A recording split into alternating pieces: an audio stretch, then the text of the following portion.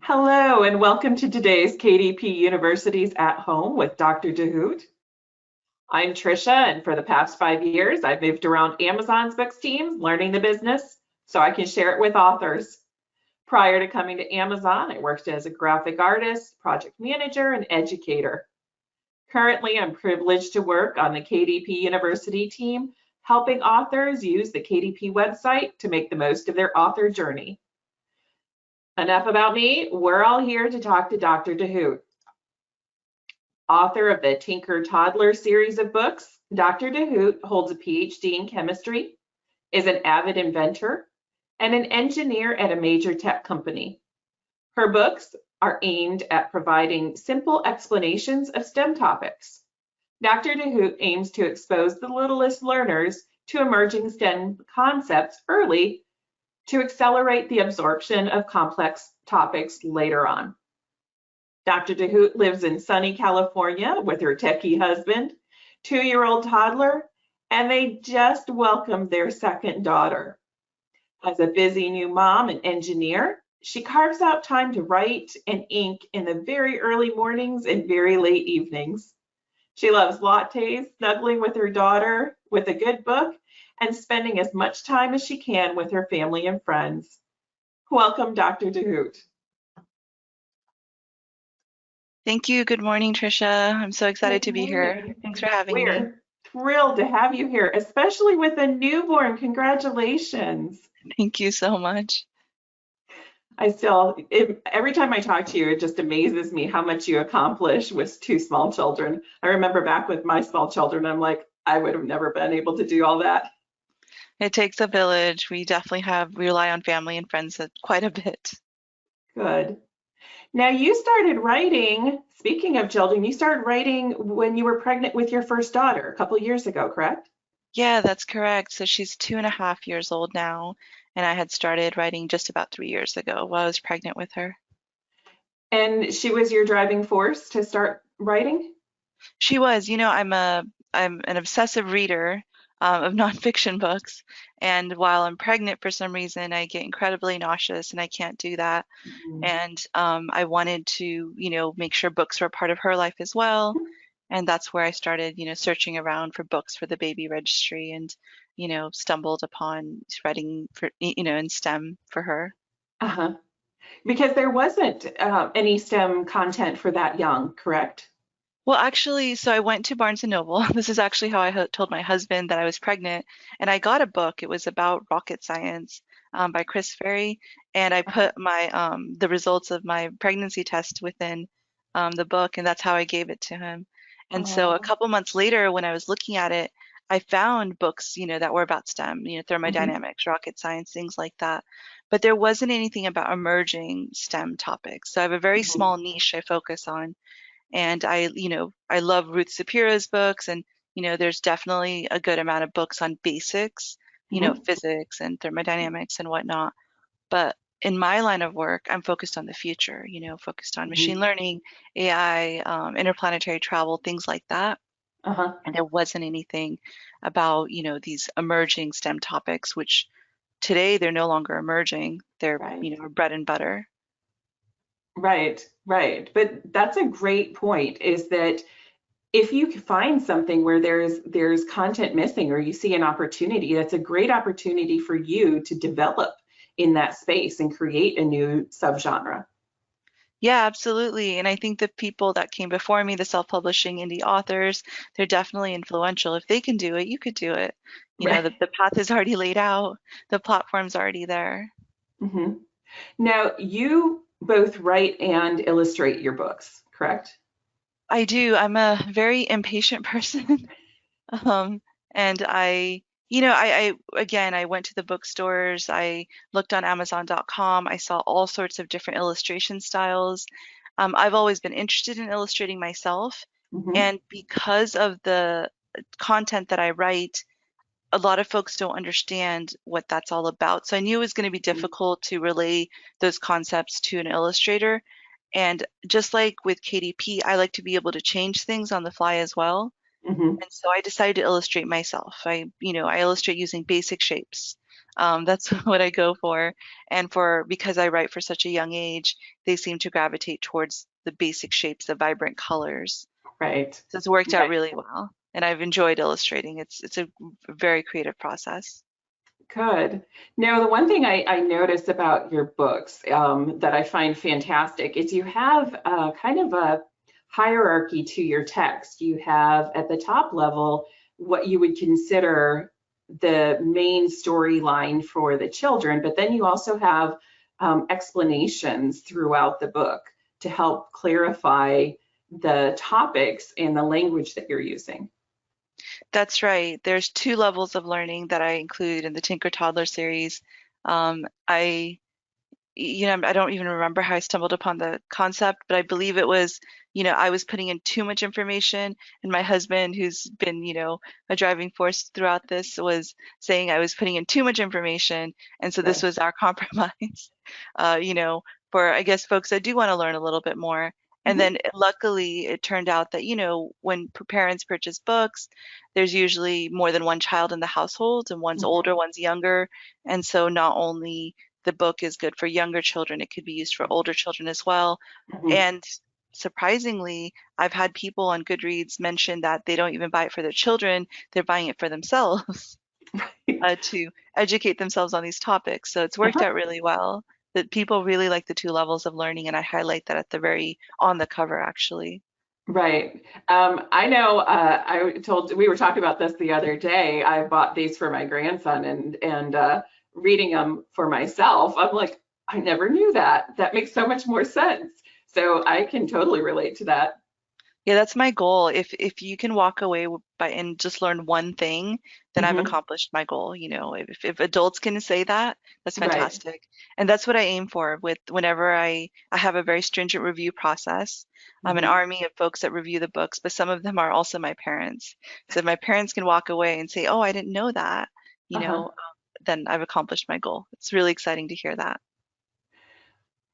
So with the illustration and the text that you're putting in there, when you're formatting, do you use a specific tool to format your, we get this question a lot about children's books. What tools or software do you use to format? PowerPoint. I I'm very basic. I use PowerPoint to format. I, grab the Uh, illustrations, the text comes from PowerPoint, and I just follow the guidelines on KDP to set the margins and the bleed. mhm. Yeah, which is great. I mean, get creative. Use what's available to you. I think people are always looking for a more technical solution to the problem, but simple is sometimes perfect. Yeah, initially I had tried Word, and it Hmm. hadn't worked out for me. PowerPoint's quite easy for the paperback books, and for ebooks, I go ahead and I use, sorry about that. I That's okay. use Kindle Kids Creator. Uh-huh. Kindle Books Creator, and so that helps format it further before you Right. upload it. But for if you do it in PowerPoint, then you can just save it as a PDF and Mhm. then just simply upload it. Right. Now let's talk about that army of people you have supporting you. Your parents. Who Yes. else do you have helping you with the books? Do you have beta readers? Do you have technical readers? Yeah, definitely. So I write on a wide range of topics, right? All in Mhm. emerging STEM. And so the process is, of course, after I've written it, I'll put the book aside. And then after that, I have five different groups, and these Mhm. include one of the first groups that it goes through is local authors. In Mhm. within my community, you've definitely forged those relationships by now, and so they go ahead and do a first pass. They don't Mhm. have any background in the STEM topic itself, but they are, avid. They are writers. Actually, a lot of Right. them want to publish traditionally. I'm the only indie author, but Oh. they're very good at their craft, and so it goes through them. I do have, folks that are engineers and attorneys, from my work, from, just relationships I've forged at university. And so Mhm. they also go through the material from a very different perspective. Right. And then depending on the topic, I also, of course, go to, if it's oceanography, if it's animal life, if it's I will actually go and seek out those experts. I will join those Mhm. organizations. I'll become involved on Facebook through email threads. and ask them to go ahead and give it a pass. We catch a lot of mistakes that way, Hmm. right? If there's something, especially if it's emerging, right? And new research has just come out that's very, very important.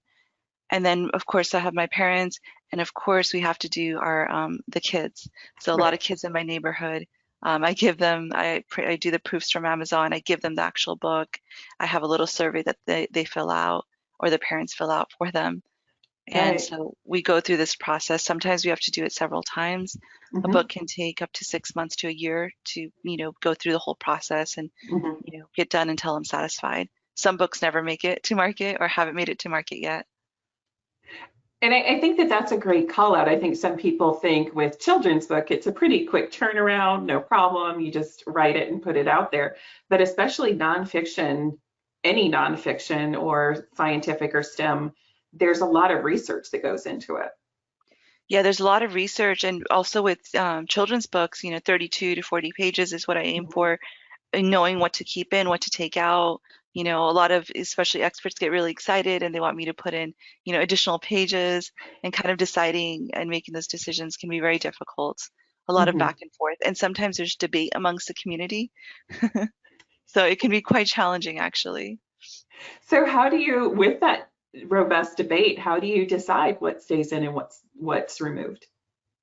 You got to look at your audience, right? If something, if it's factual information, if there's a debate going on, it's not going to go into the book itself, right? If it's something that's, it's supported by research, then we'll go ahead and put it into the book.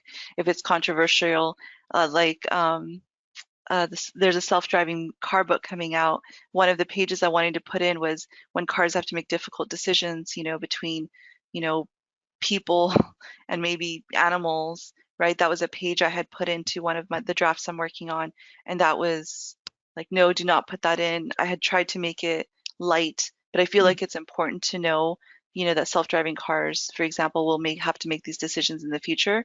But Mm-hmm. that was something we completely just took out. We took that page out. It can be a bit dark as well, right? And that's Right. not something that Tinker Toddlers aims for.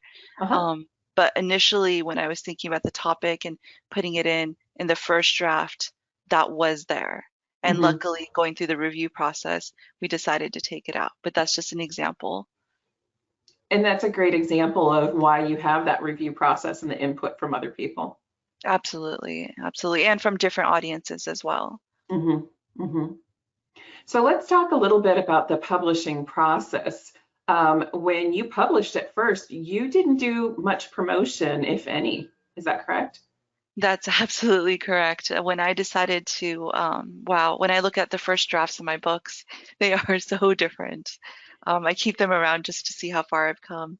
But Uh-huh. I actually published three books at the very beginning.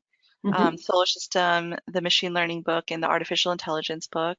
And I published those three pretty much, one after the other. Two Mm-hmm. were published in January, one was published in December of 2018. I did not know a single author at that time.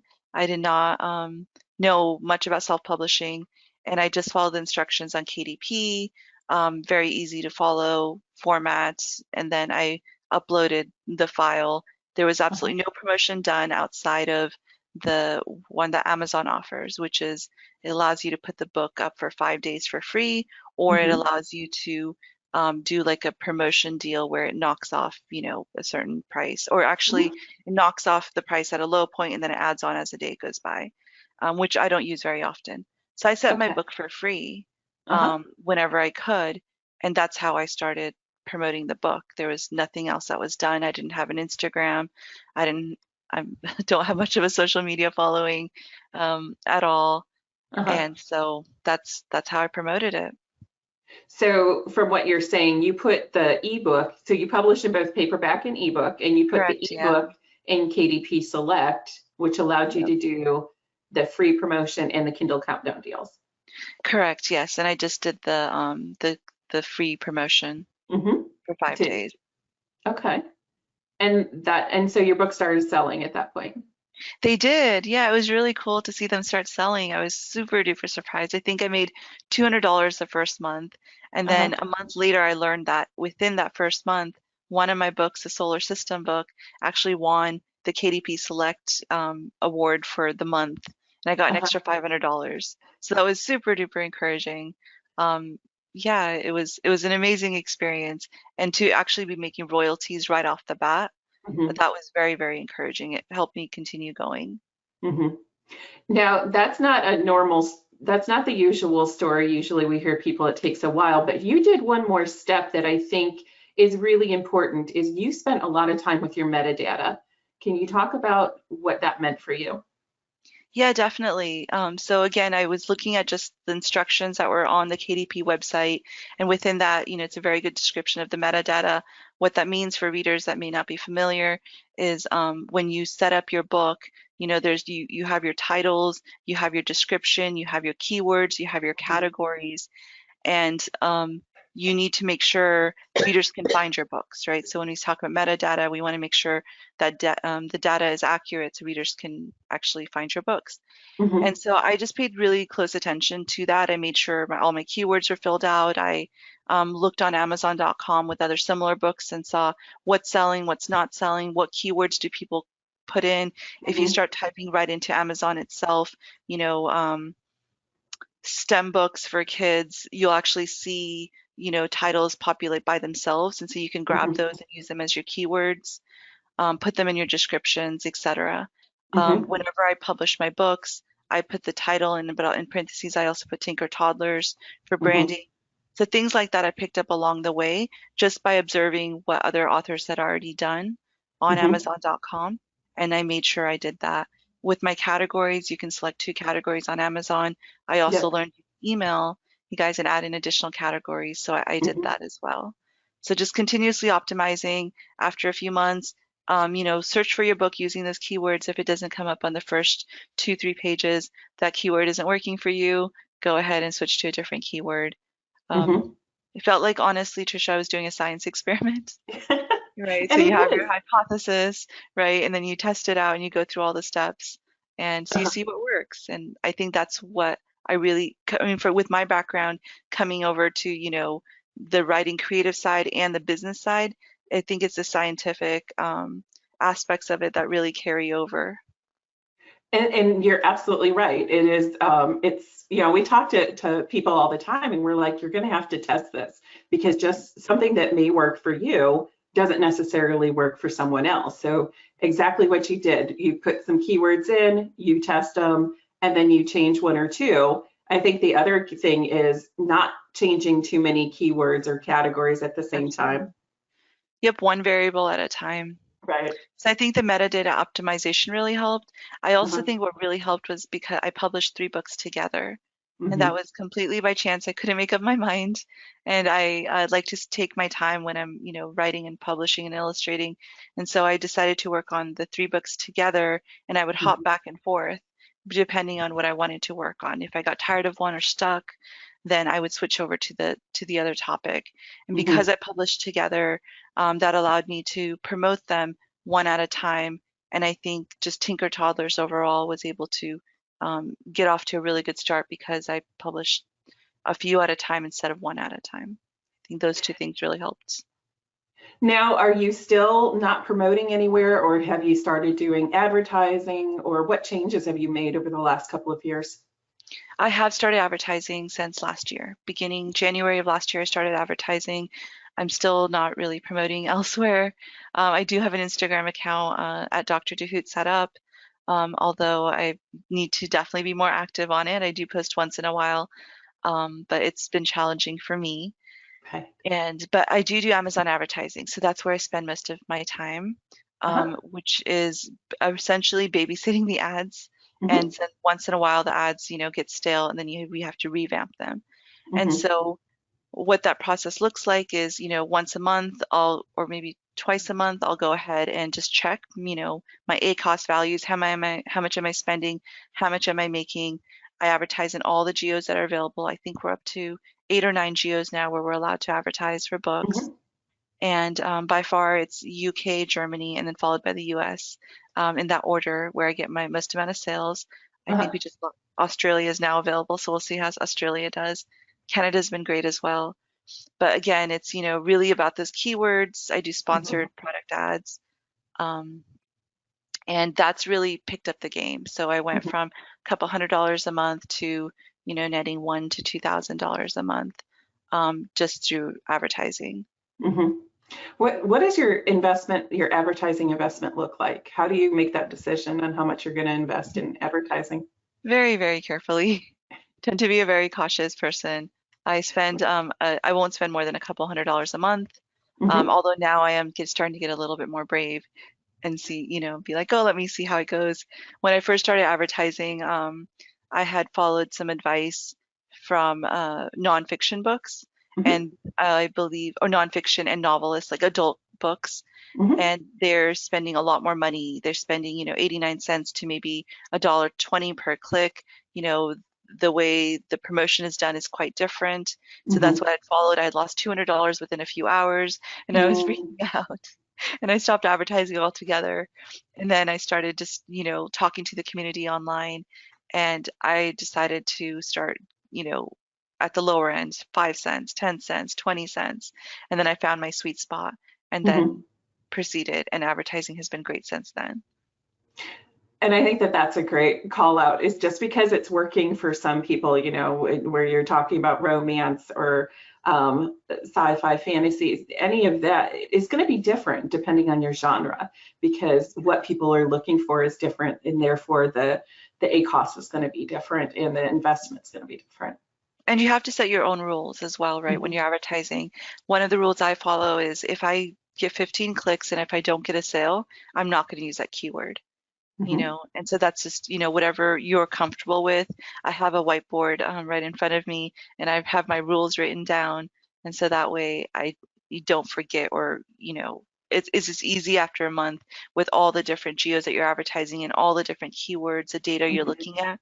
If you stick with your rules and what you're comfortable with, your budget, then it makes the process much easier.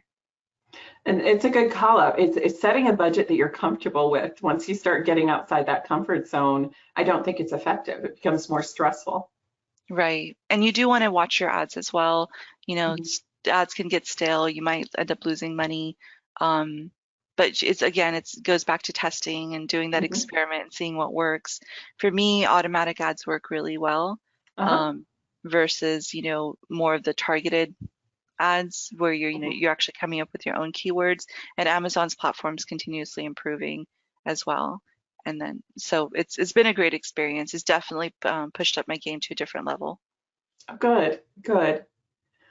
All right. We've got a ton of questions coming in. Okay. So we'll take a look at this. So we've got a couple of people asking a little bit more for a little bit more information on how you format using PowerPoint. Do you format in a spread? Because with KDP, you can only upload one page at a time. Yes, that's a really good question. I've been trying to find a better way to do it. So what I do is, when I illustrate, I will illustrate in a spread, and then I'll put in all the words, and then I will take the spread itself.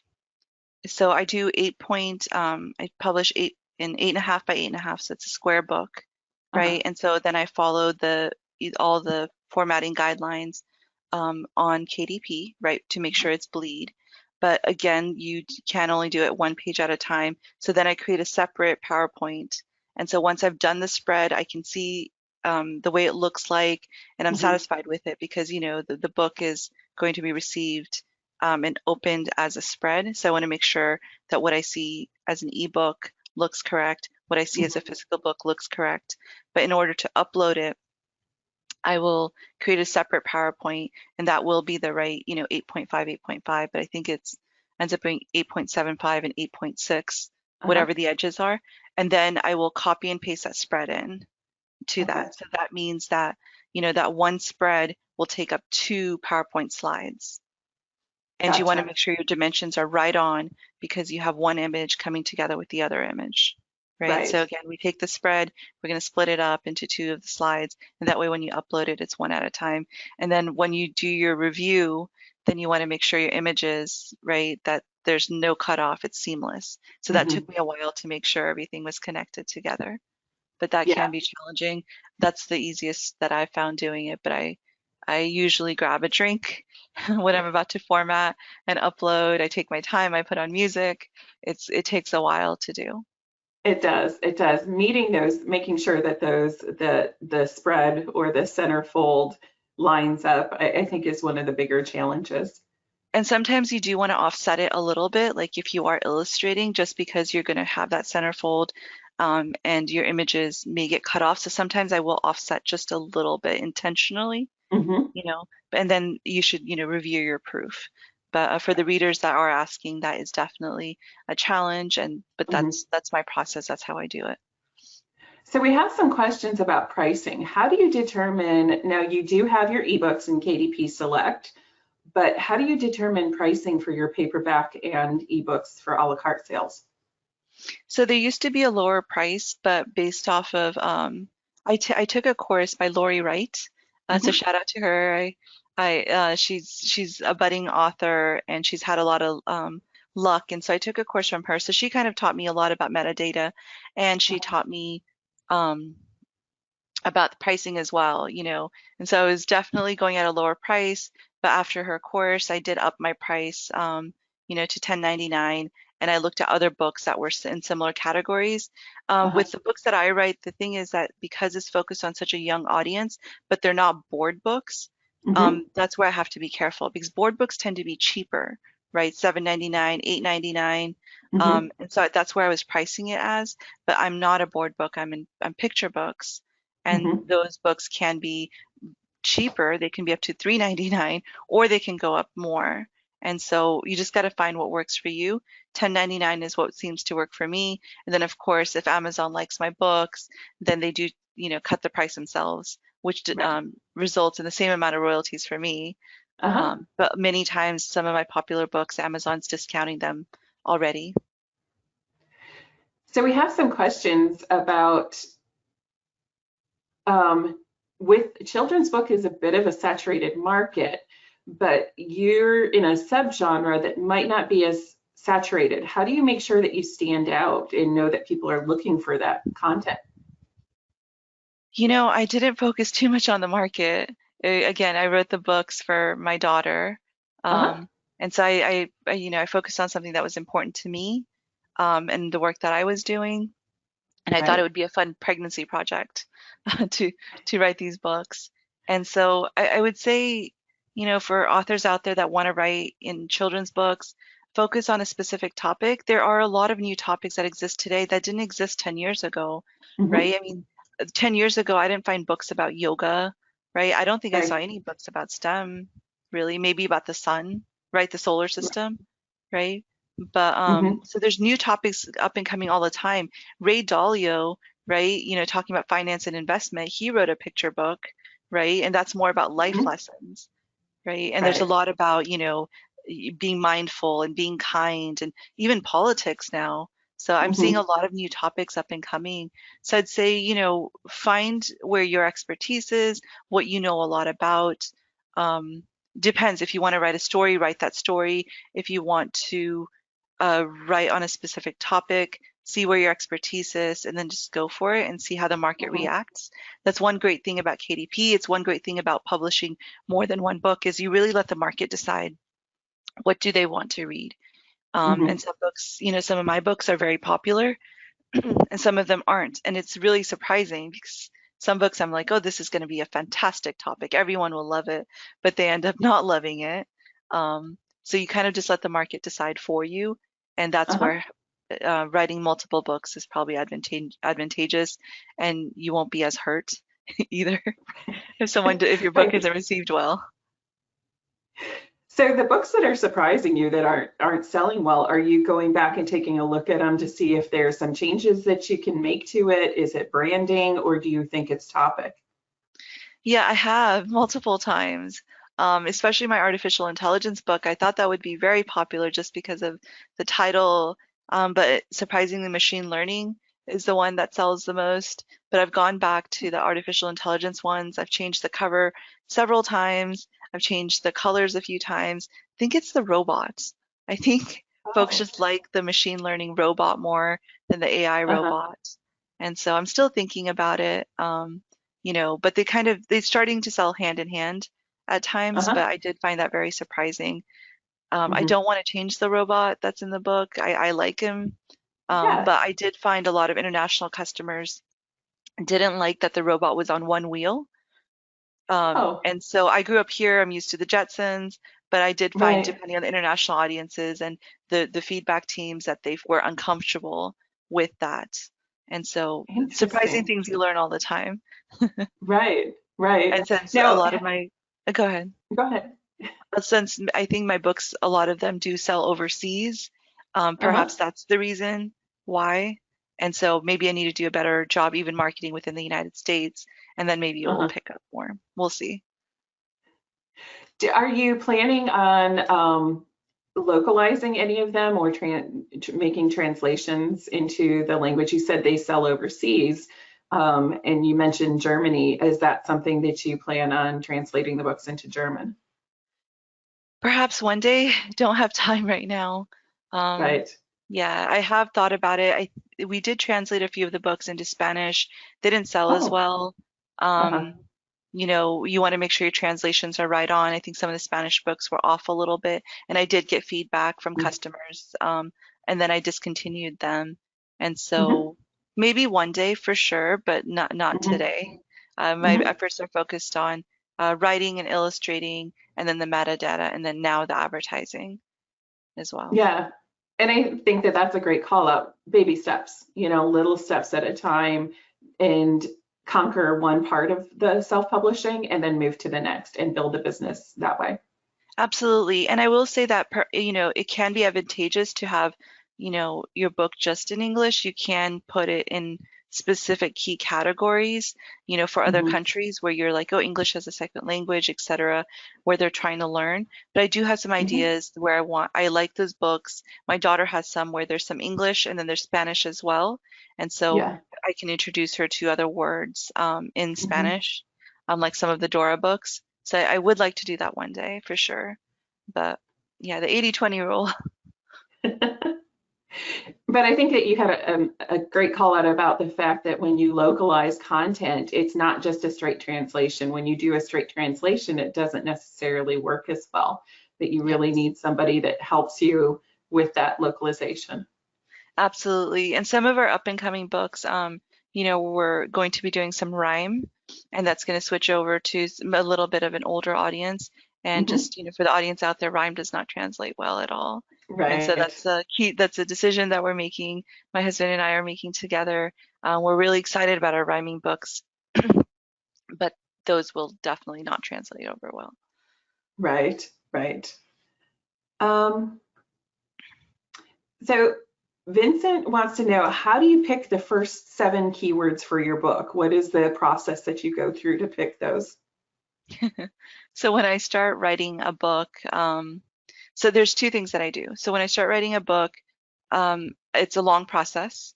And so I Uh-huh. will, when I'm doing competitive analysis on Amazon, just looking to see what other books are out there, I will think about the books, the keywords I'm typing in, for the first time. So Hmm. that's part of it. I also use a software, which is called Publisher Rocket, by Hmm. Kindlepreneur Dave Chesson. It's extremely helpful, and there's keywords that he has in there that I use and I'll test out.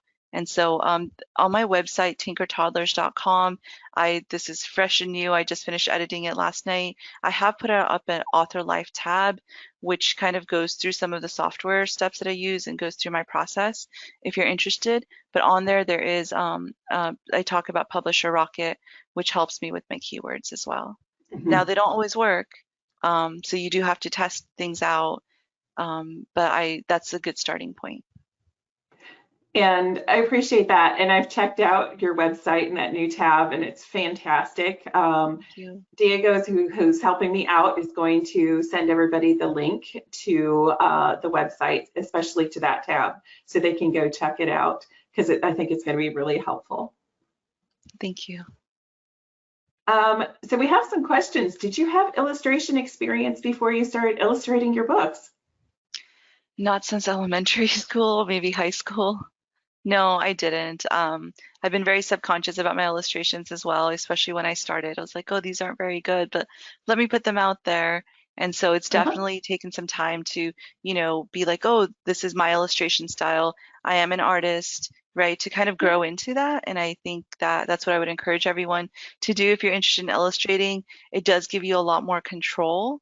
And Mm-hmm. I find it very rewarding especially with such a technical background like myself. It's really great to be able to illustrate and use that side of my brain. And Mm-hmm. so I did not have any illustration experience. I do look at art differently now, and I do have certain types of art that I gravitate towards, and different palettes and Mm-hmm. different colors. And so it's really rewarding for me, but I already have an interest in that. Some folks don't Mm-hmm. want to illustrate at all. I tried to delegate my illustration for my the book we're working on, the self-driving car book, and no one's comfortable with a self-driving car. So my illustrator that I waited on for 3 months backed out Oh. because she wasn't comfortable with the science and technology. So my Uh-huh. experience in outsourcing hasn't been very great, and so it just comes back to me having more control and doing it myself and learning by myself. Right. But there's many different illustration styles. Find your own if you're interested. I didn't have any experience. They've been received pretty well, so I believe if Mm-hmm. I can do it, anyone should be able to do it. And then stick with the basics if you're not comfortable. Circles and squares go a long way. Right. I think you called out earlier that you use simplified shapes and just a bright color palette. And that seems to resonate with children. And I think it works well if you're a new illustrator. Absolutely. And then, there's a lot of digital tools, and then I tried drawing freehand. It didn't work for me, right? So you just got to Yeah. experiment and see what works for you and what works for your audience as well. So Kim wants to know, while your children are going, do you think you're going to grow with your audience will grow with that as well? You mentioned that you're writing something, the rhyming books for a little bit older audience. Are you going to continue doing that? That's a really good question. I didn't realize that until this year that I might actually do that and I might naturally be doing Mhm. it. I think so. I believe that's exactly what's happening to me, unbeknownst to me. And that's why I want to write a little bit for older children as my daughter, she's only 2.5 years old, but I did notice Mhm. she likes a lot of rhyme. And so a lot Mhm. of books we buy now are in rhyme. So I found that very interesting. And um, I think that's something we'll do. And because of the word choices that I'm using, taking, Mhm. putting into my books, that's why it's going to be for an older audience. I did try to play around with, how can I rhyme machine learning, how can I write machine learning in rhyme and make it for a younger audience? And I don't think that's going to work. Right. And so maybe just for a couple years older, maybe it's kindergarten or second, third grade. Mhm. Well, I think that with the topics that you're covering, that's got to be such a significant challenge. Yes, absolutely. And if you do write in a specific topic as well, I will say there's a lot of opportunities, a lot of people that may reach out to you, and it's important when to Mhm. say yes and when to say no. With the whole artificial intelligence, machine learning topics, there's a organization called AI for K through 12, right? It's a new initiative essentially that we have in California, we have in the United States, all over the world really, whereas we're trying to teach our younger audiences about these important topics earlier on. Mhm. And I did notice a lot of folks in my field were focusing on, again, second, third, fourth grade, and I was focusing on the younger Mhm. audiences. And I did have publishers overseas reach out to me wanting me to write textbooks for children, like small little textbooks for children. And again, Right. it really comes down to what do you say yes to, what do you say no to, what do you have time for? Mhm. And that one was a very hard decision, but I did end up saying no and passing it along to some of my other colleagues. So you just got to pace yourself and see how much you want to take on. That goes back to illustrating. That goes back to what audience you want to write for. Just pick something and Right. start there.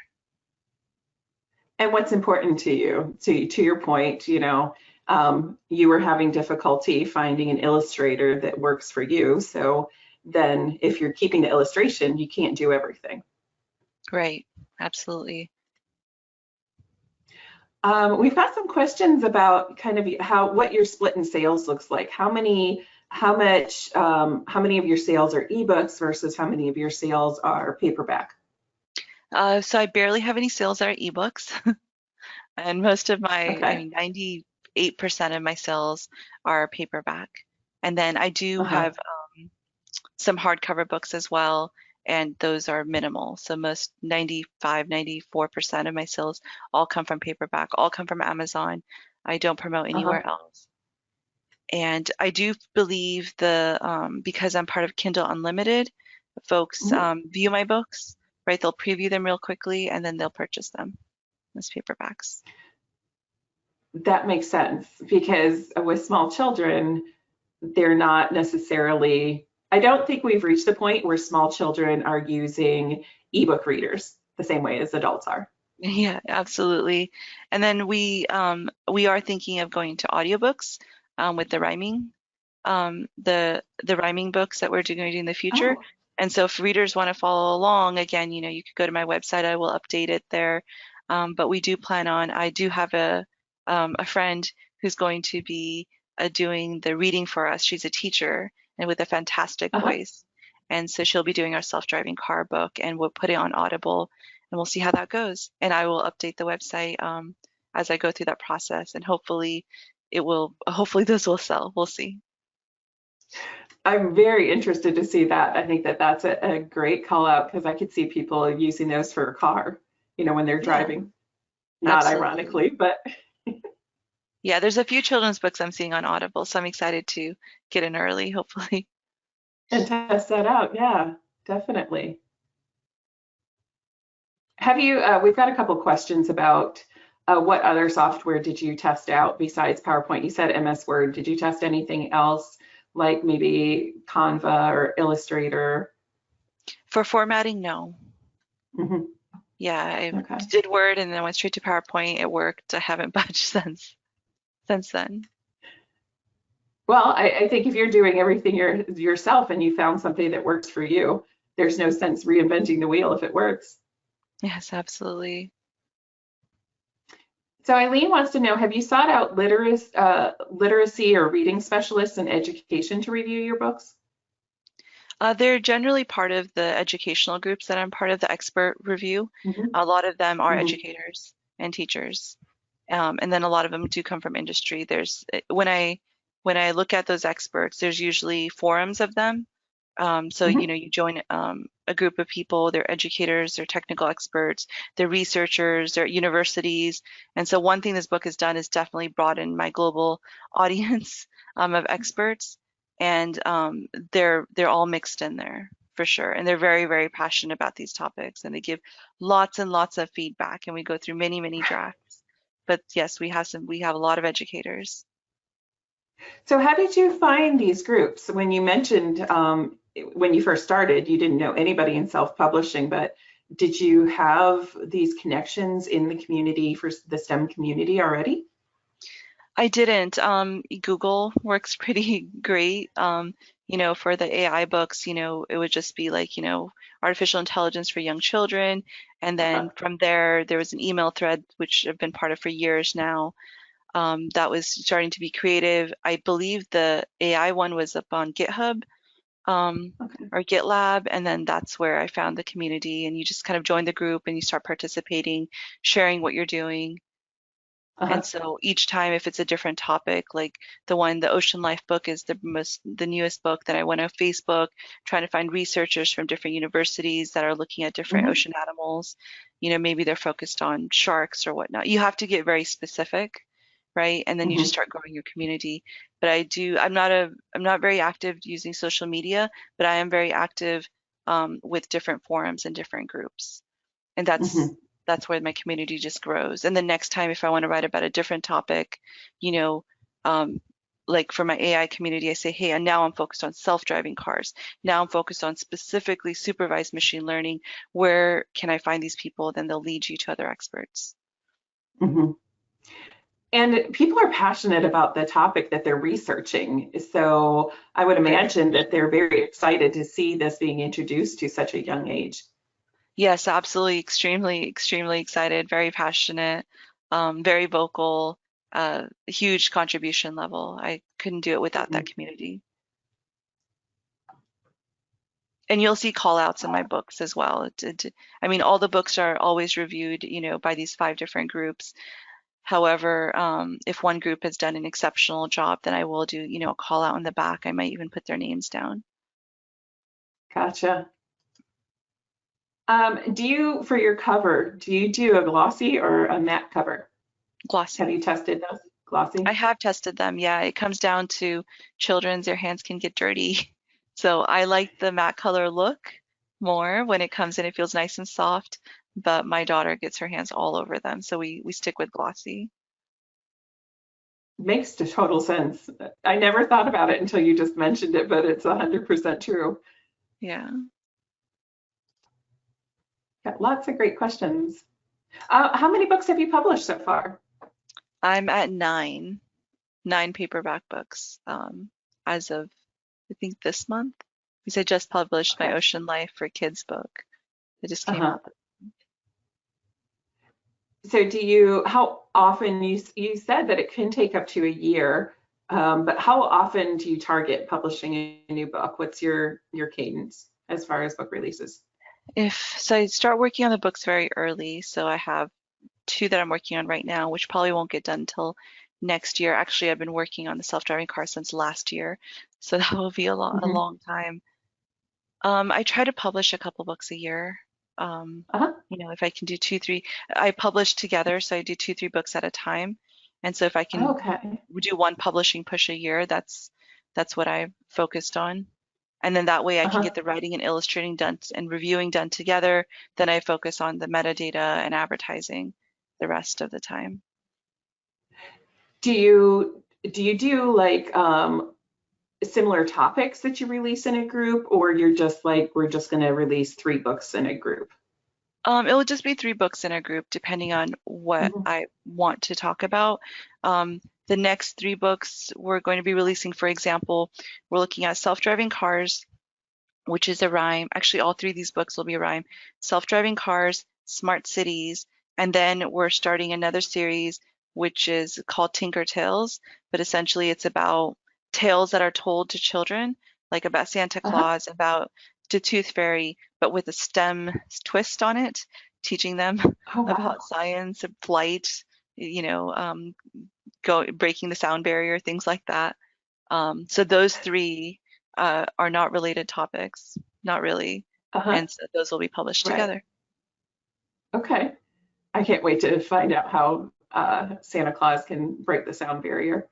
Yeah, the first one will be him, how the sound barrier was broken, and then maybe a follow-on will be, that light going to at the speed of light, which is a debate that comes around every Christmas, at least in my community. Like, how could Santa possibly do this? So to figure out how that's actually done.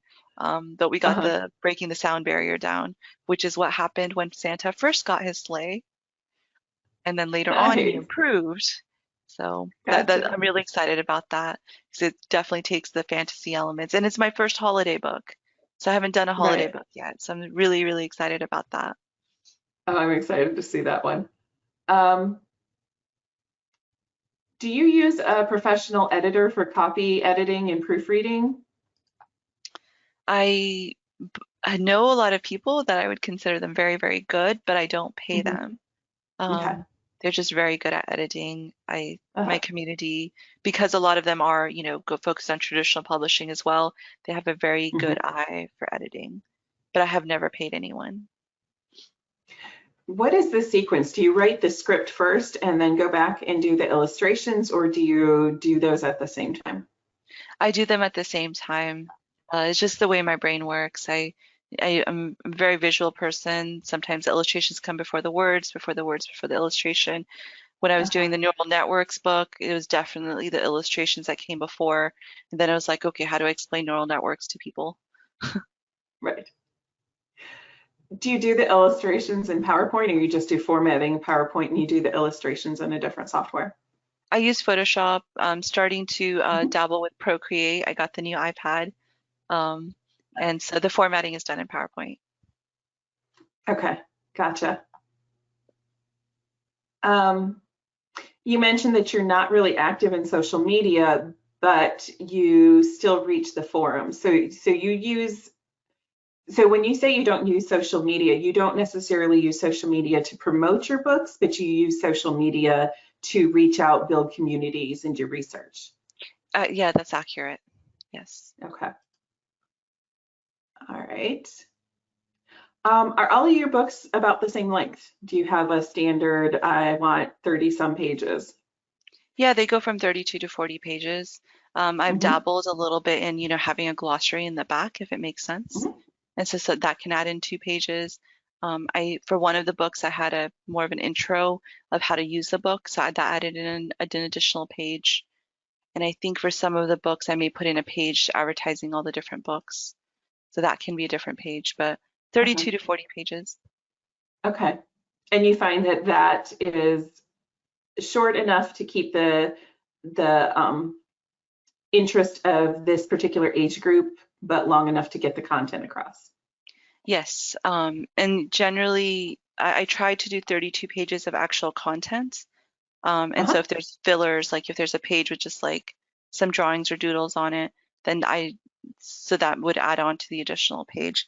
And if it's too long, I think if you go over Uh-huh. 40 pages, then the price goes up for paperback. And so Okay. $3.65 is the printing cost for my books. And so you have And to your stay, books I are think, full color. full color, right? Right. And so that's 40 pages or below, I believe. Okay. So we have a question. Did the success or the growing success of your books, have you been starting, well, you're invited to speak here, but have you been invited to other speaking engagements on STEM topics for children? I have. So I give back to my university, UC Davis, quite a bit. So I definitely talk there, um, you know, coaching other, PhD candidates as well, along with, Uh-huh. about writing and whatnot. I limited the amount of yeses I say for different interviews. I always say Mhm. yes to Amazon. I always say yes to my university. Everything else has been a no. I just don't have Gotcha. time for it. And generally, I like to keep a low profile. Well, with two small children, I completely understand why, and that's why I can tell you we are so appreciative that you took the time to talk to us. Best suggestions for just getting started with advertising. So when you started dipping your toe in, is there anywhere that you went for information? Yeah, so I'll refer back to the publisher Rocket guy, Dave Chesson. He probably gave me the most amount of information, and it's free. And so he started a company called Kindlepreneur. Whenever he sends an email, whenever he puts up a YouTube video, I always watch it. It's short and sweet and to the point. And I just picked up a lot of travel knowledge there. And Mhm. so I would definitely follow his work. I would definitely get his software. That was very helpful for advertising, especially with all the keywords. You can just populate them and stick them in, and then see what works and what doesn't. And he basically goes through and teaches you how to do everything for free, which is, I was very cost conscious when I started. And if you don't want to go through all of that, you can use the software, which is, Mhm. I mean, I believe he should be charging more and it should be a subscription model, but he doesn't. And so I would start there. And then also, depending on your topic, start low, like go to the 3 cents and the 5 cents and advertise in all the geos. I was Uh-huh. surprised that my books sell overseas so much more than the United States, which has definitely changed over the last 3 years, or the last 2 years, year and a half. We're in 2021 Uh-huh. now, right? Yeah, year and a half. There. And so, yeah, so just start low, budget yourself, but advertise in all the geos and see what sort of traction you get. And then I would Uh-huh. try to, whenever you're advertising, don't get too click happy. Whenever you're trying a new variable, give it 2 weeks, see how it goes.